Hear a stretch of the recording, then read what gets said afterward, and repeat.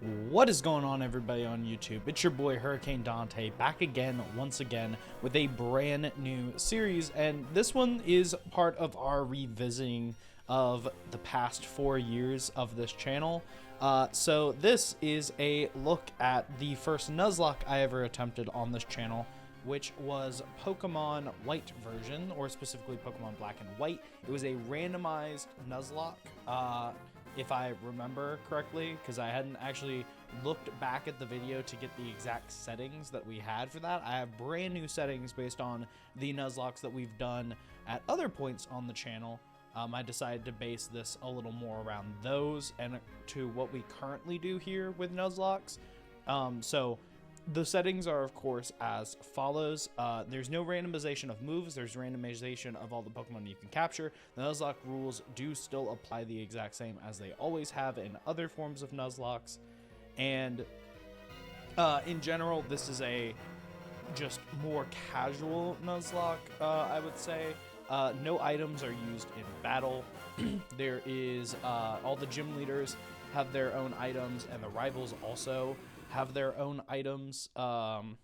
They also all get to keep the Pokemon that is sort of their like partner Pokemon. So like if our rival chooses like Dedenne or something as its like starter Pokemon, it will keep a Dedenne or its evolved forms all the way until the end of the game.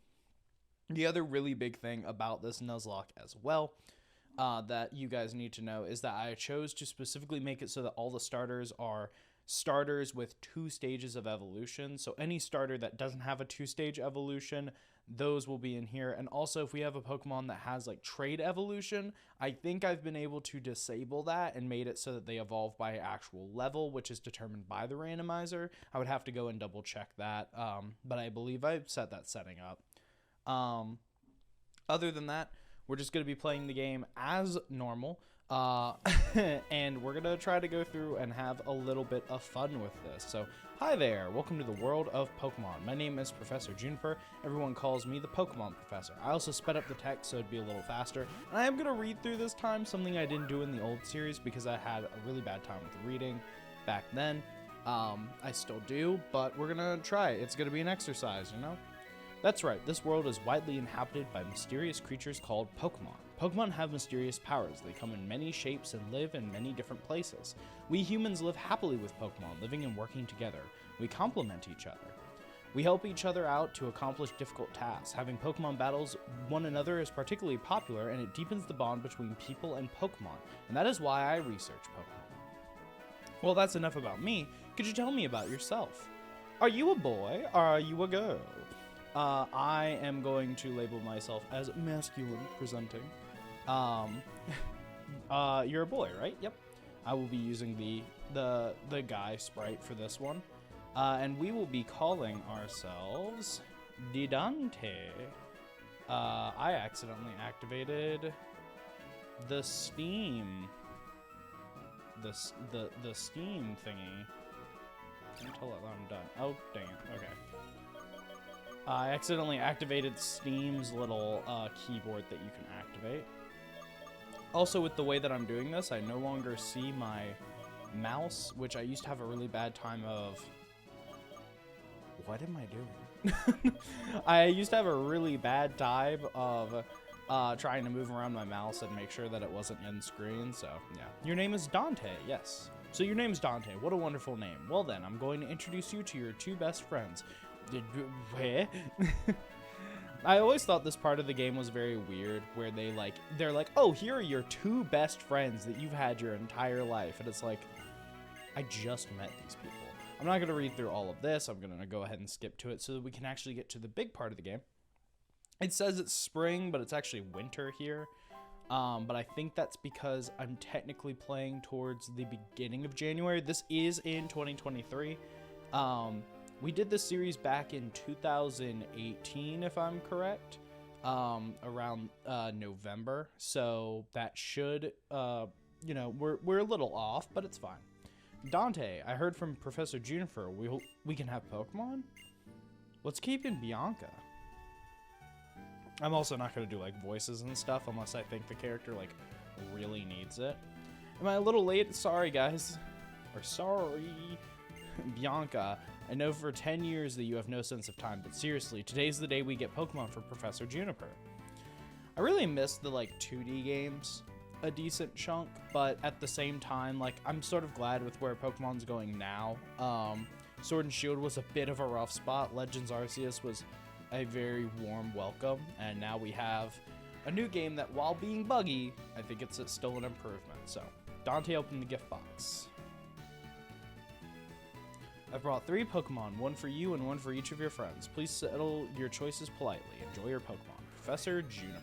Okay, so on the screen currently, it's going to show us Snivy, Tepig, and Oshawott. But if the randomizer worked correctly, they should all 3 be different Pokemon now. So let's see. They are different, and one of them's a fucking Piplup. Let's go. Okay, so Piplup, the water-type Pokemon, in the Tepig slot. I'm going to go left first to check out what's there. It is a Sandile, the ground-type Pokemon. Okay, so currently Piplup's looking like the better choice because we'll have an advantage against Sandile. I am using normal Nuzlocke rules of once we get Pokeballs, that's when the run technically starts, but I still want to think about these types of choices because they're going to impact the game going forward. So Piplup still looks like the correct choice. And the normal-type Pokemon Pidove. So we could take a medium route, a hard route, and an easy route. The easy route is going to be Piplup. This is a Pokemon that is already a starter, so it's going to have some pretty busted, or it's going to have a pretty good abilities right off the start, and it's going to be sort of scaled to still be used during the start of the game because it is a starter-type Pokemon. We have the sort of medium route, which is the normal-type Pidove. This Pokemon will eventually evolve into a normal flying type, and even though it's not, like, the best Pokemon, it's still a Pokemon. Like, it's still pretty good. And then Sandile is, weirdly enough, like the hardest because we're going to have to face off against a fully evolved Empoleon towards the end of the game.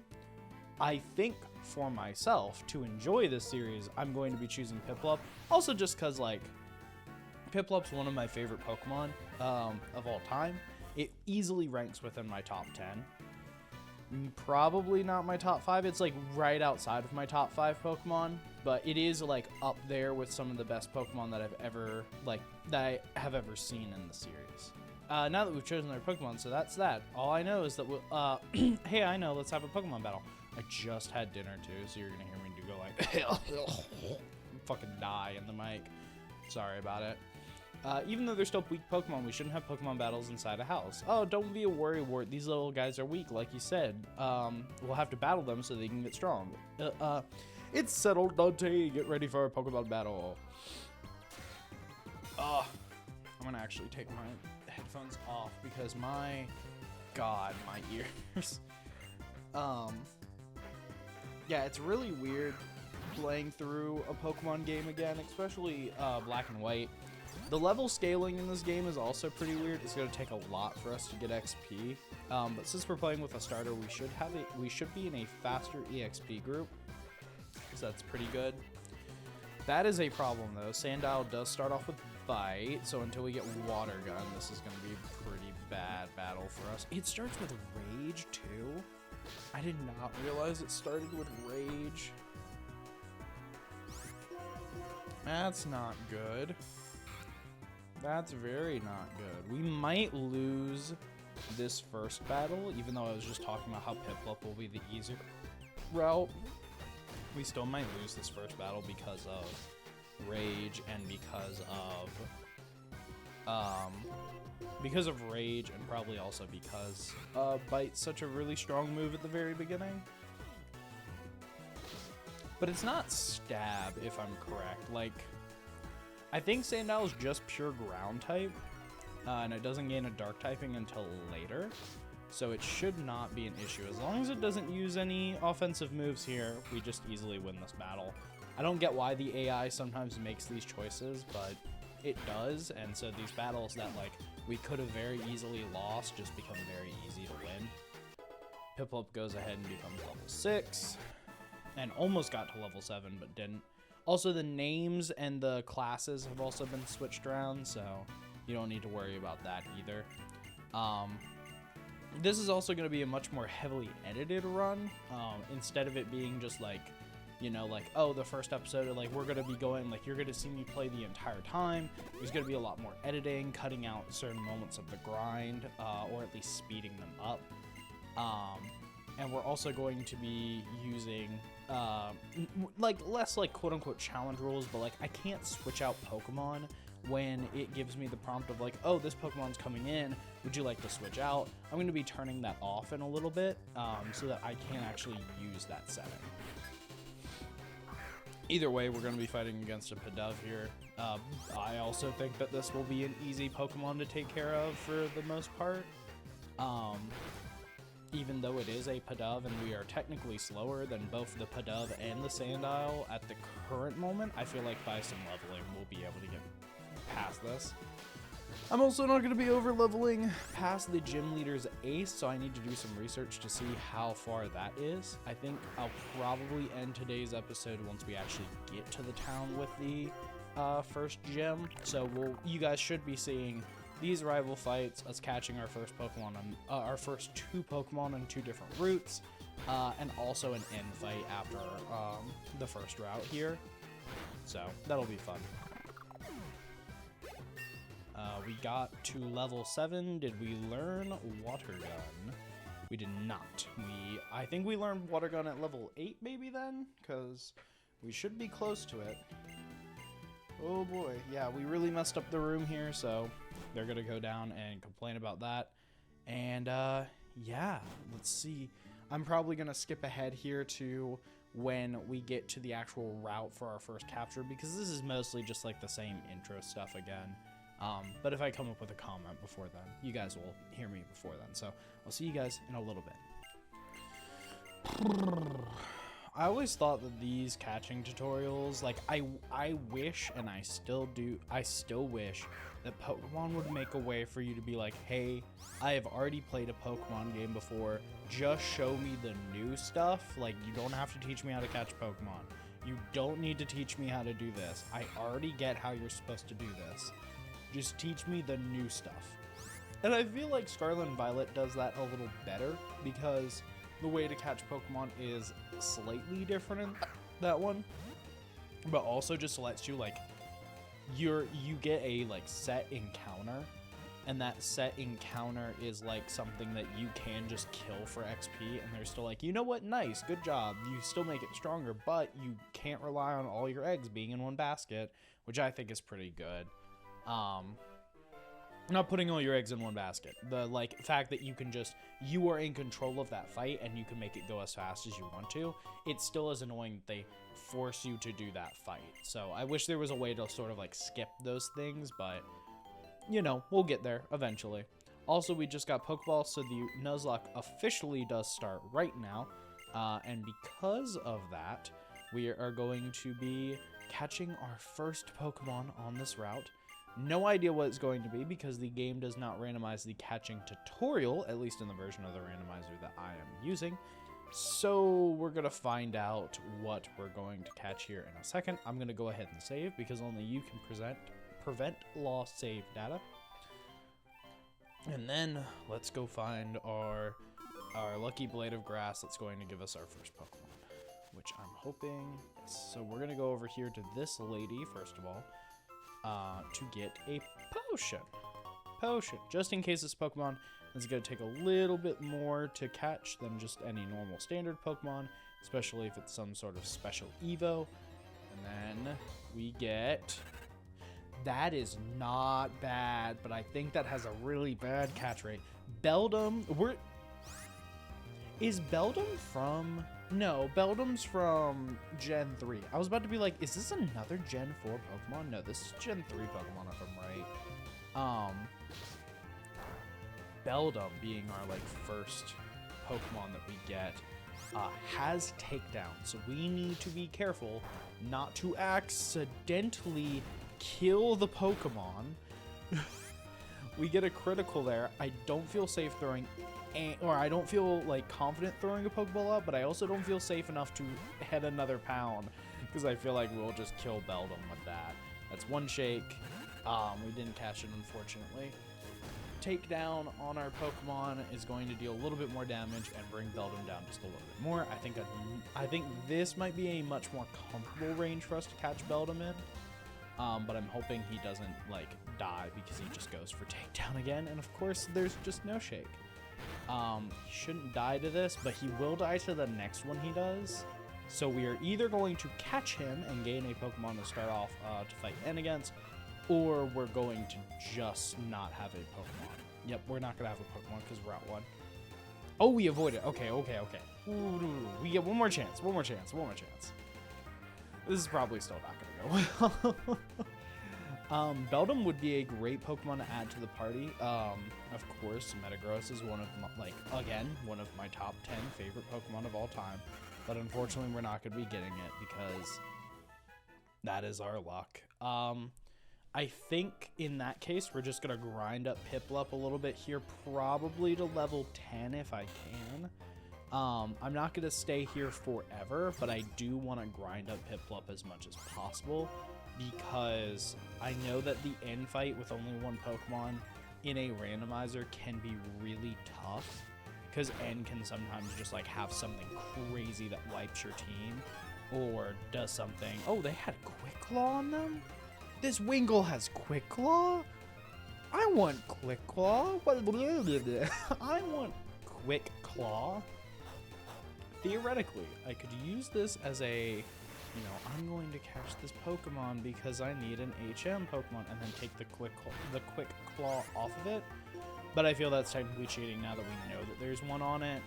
If I was going to do that, I would have had to make that decision like either beforehand. And also, I feel like we make that decision when we actually have an HM. I don't think you're required to use any HMs in this game. Like, pretty much ever, I don't think you're required. No, I think there's one area that you're required to use an HM. And it's, like, in Victory Road, I think. And it's only strength. I may be thinking of a different game. But I think it's strength that you're required to use. Unsure. We'll figure it out. Bubble. We finally get a water-type move that we can use here. That's pretty good. Also, we're low on Pokeballs, which is not fun. So we're going to go ahead and just heal up here real quick.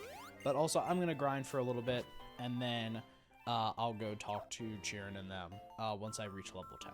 So I will see y'all in a little bit. I also realized that I didn't get to take a look at caps when we first got them to see like what nature they have. Seems to be a relaxed nature, so that's up defense, lowered speed. That's not great, but I can also just deal with that. We can build maybe towards some priority moves because water type Pokemon get some pretty cool priority moves during this gen. But we also have Torrent, which powers up water type moves in a pinch. Basically, if I remember that correctly, Torrent basically works by the lower our Pokemon's HP is, the more power our water type moves will get. We have, of course, Pound and Bubble here. But Bubble also has the chance to lower the speed of the target. Bubble's also like nerfed in this gen, if I'm correct. It's like basically only 20 powers. And in other gens, I thought it was a little stronger, but I could be completely wrong. So I'm going to level up just a little bit more, or as comfortably as I can, since I am paralyzed, and a couple of these Pokemon are just a little stronger than I am, which sucks, but we'll see how it goes. So I'm going to go ahead here and buy 10 Pokeballs so that we have a grand total of 13, because for those of you that don't know, for every 10 Pokeballs you buy, you get a premium ball. So for this gen, for this shop, I'm going to buy 10 Pokeballs, go ahead and give myself 13 there with the extra 2 that we have inside of our bag, buy 3 potions, and then just call it a day from there, really. When it comes to the shop, I'm going to very quickly save before we get into the end fight, and then we're going to get through the whole Getsus dialogue about Pokemon and the grand scheme of who controls what. Goodness gracious. But we'll see how all that goes.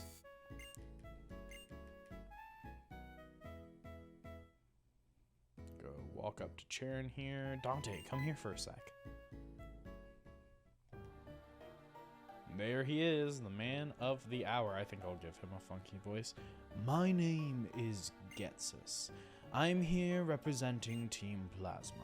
Today, ladies and gentlemen, I would like to talk to you about Pokemon Liberation.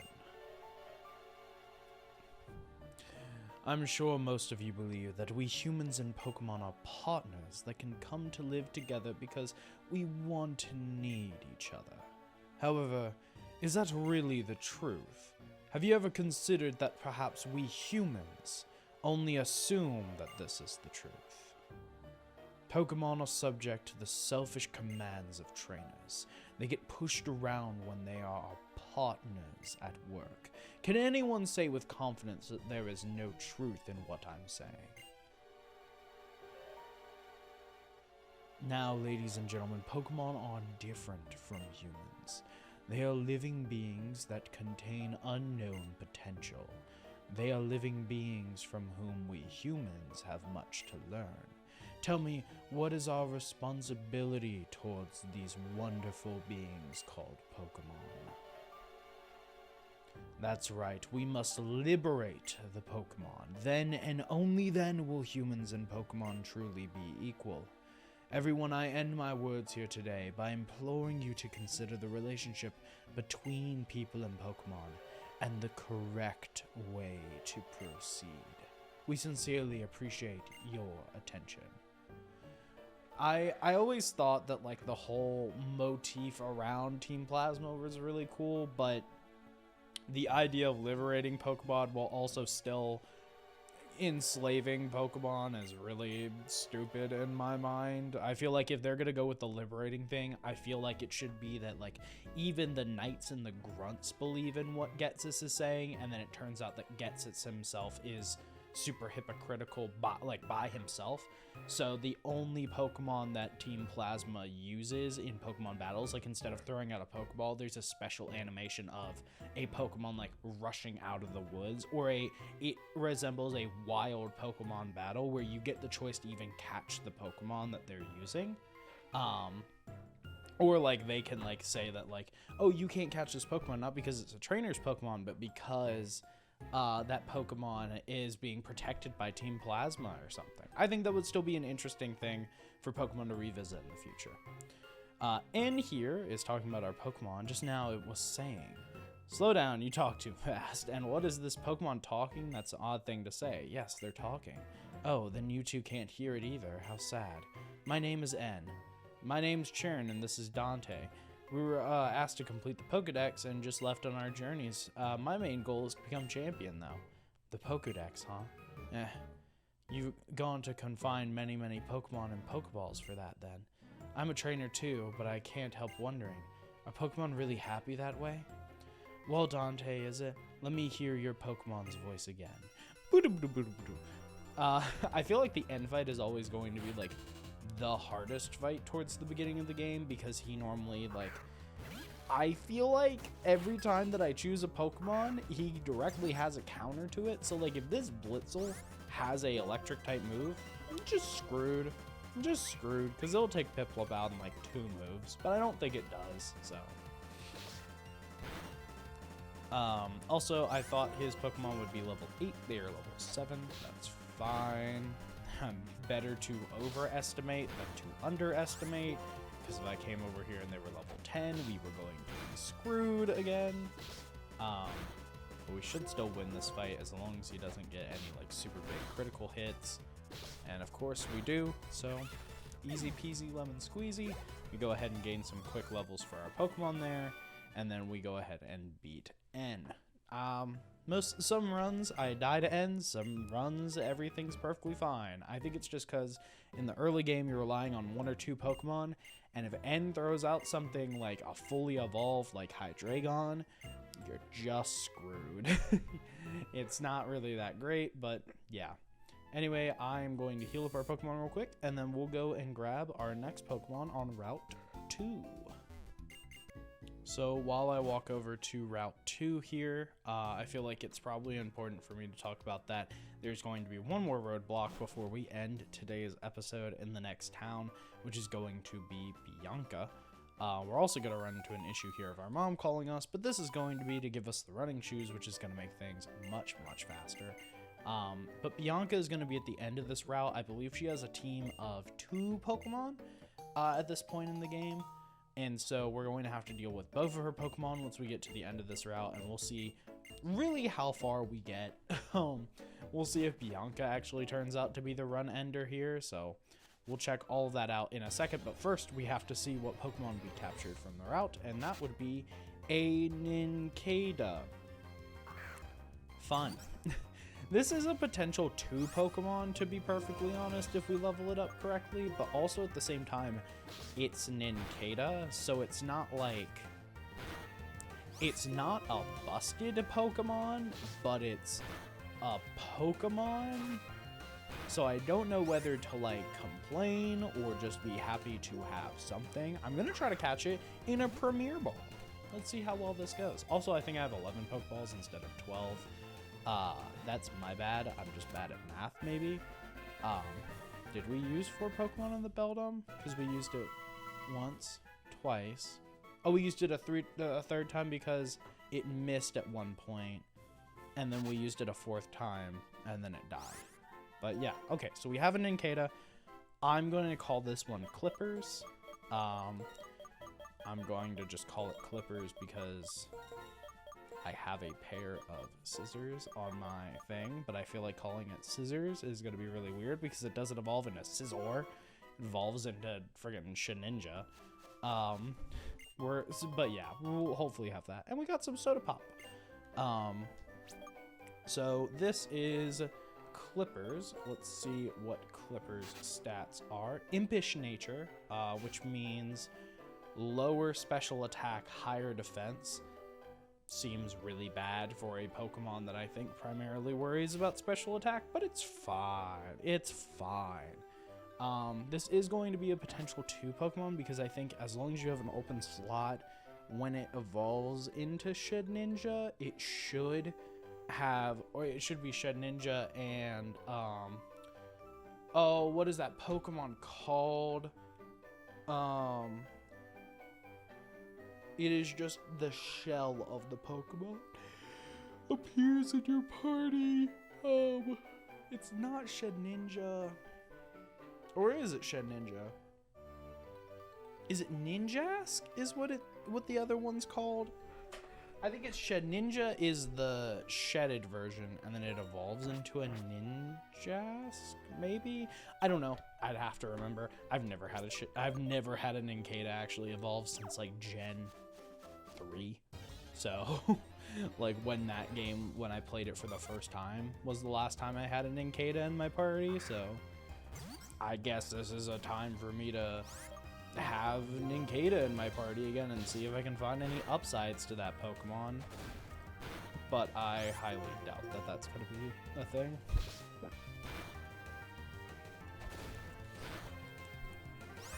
But yeah, we're going to take out these Pokemon very quickly. There is an NPC in front of us that's going to challenge us to a battle. And I am just going to run into that battle. I've normally never had problems with that NPC, but knocking on wood that I still don't. I think he's only got like 1 Pokemon on him, and that's pretty much it. And then from him, we'll run back to the Pokemon Center, make sure we're all healed up, avoid the other trainers to get to Bianca, and hopefully take her out as well. What's with all the... Wait, pause.